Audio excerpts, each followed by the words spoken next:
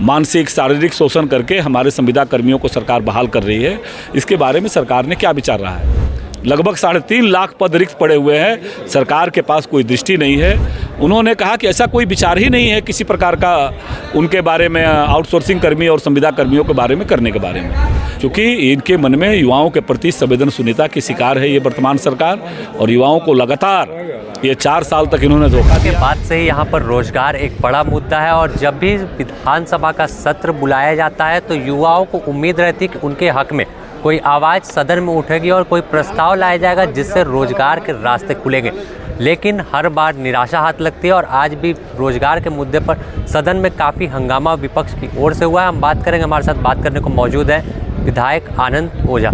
किस तरह से देखते हैं, युवाओं को उम्मीद रहती है लेकिन सिर्फ आश्वासन के सिवा कुछ आगे नहीं बढ़ रहा है? ये देखिए, ये सरकार प्रारंभ से ये झूठे वादे नारे दे करके सत्ता में आई है।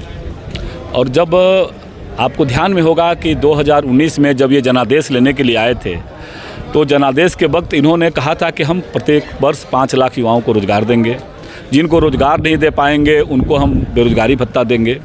और मैं लगातार इस सदन में, चूँकि मैं लंबे समय तक छात्र राजनीति के माध्यम से, यूथ राजनीति के माध्यम से जिम्मेवारियों के साथ मैं रहा हूं, तो जब भी सदन पटल में आए, चाहे कल सरकार में हम थे तब भी और आज विपक्ष में भूमिका में है, युवाओं के सवाल को लेकर के लगातार सदन का मैं हिस्सा बनाता हूं।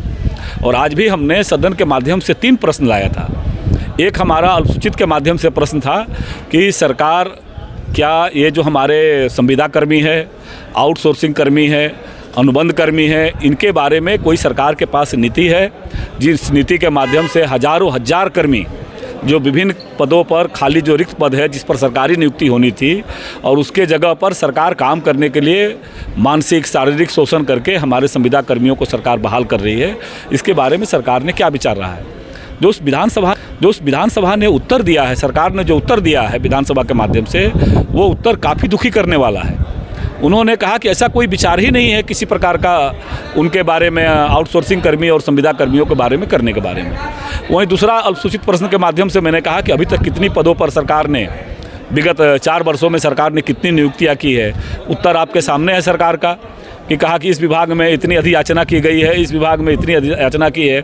सरकार अपने उत्तर में ही स्वीकार कर रही है कि अभी तक हम लोगों ने नियुक्ति प्रक्रिया पूर्ण करके उसके हाथ में रोजगार देने का काम मात्र 2-4 हज़ार नौजवानों का ही वो रिक्ति की बात स्वीकारती है। और ऐसे लाखों पद, लगभग 3.5 लाख पद रिक्त पड़े हुए हैं, सरकार के पास कोई दृष्टि नहीं है।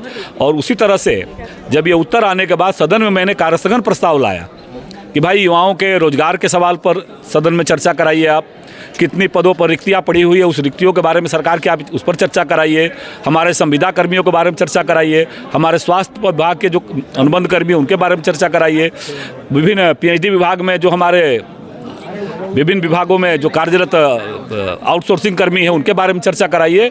लेकिन माननीय विधानसभा अध्यक्ष जी ने सदन में पढ़कर के इस बात को पढ़ा, लेकिन सरकार पलायन कर गई, क्योंकि इनके मन में युवाओं के प्रति संवेदनशीलता की शिकार है ये वर्तमान सरकार।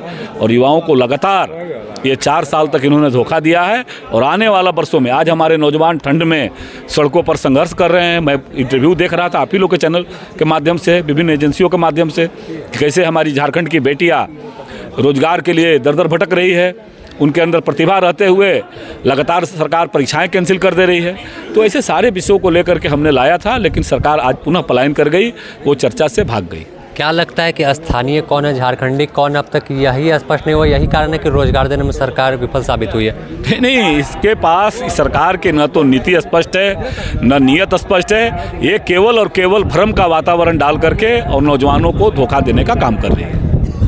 तो आपने सुना रोजगार के मुद्दे पर किस तरह से सरकार को घेरते हुए सदन के अंदर और बाहर जो तमाम भाजपा के विधायक वो दिख रहे हैं। तो साफ तौर पर आज भी चर्चा करने की कोशिश की गई, लेकिन इनका आरोप है कि सरकार चर्चा करने से भाग रही है और युवाओं को जो वादा कर सत्ता में काबिज हुई थी उस वादे से मुकरती हुई दिख रही है। लेकिन साफ तौर पर कहा कि अगर जो रोजगार के मुद्दे पर सवाल किया गया कि अब तक कौन कौन से विभागों में कितनी रिक्तियाँ थी और कितने लोगों को नियुक्ति पत्र दिया गया, इस पर भी सरकार की ओर से कोई स्पष्ट जवाब नहीं मिला है।